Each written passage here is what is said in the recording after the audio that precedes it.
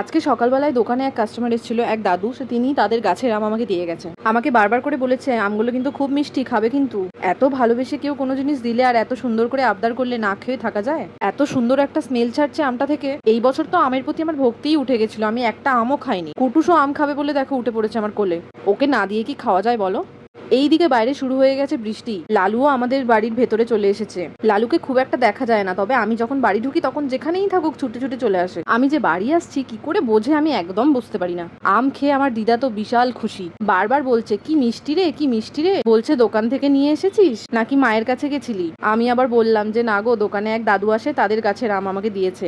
আমরা খাচ্ছি আর কুটুসকে এখনো পর্যন্ত আম দিইনি। কুটুস তো রেগে বোম হয়ে গেছে। আমটা খেয়ে জাস্ট আমি পাগল হয়ে যাচ্ছিলাম, এত মিষ্টি। সত্যি গাছ পাকা আম এরকমই খেতে হয়। এইবার কুটুস আমার নামে থানায় কেস করবে, আম দিচ্ছি না সেই কারণে। ওর পেটের সাইজ অনুযায়ী আমি ওকে একটু বেশিই আম দিয়েছি, দেখো খাওয়াও শুরু করে দিয়েছে। আচ্ছা, খরগোশ আমও খায়? এই প্রথম দেখছি। বাইরে বৃষ্টি দেখতে দেখতে আম খাচ্ছে কুটুস আমার। আহা, কি মজাটাই না লাগছে ওর।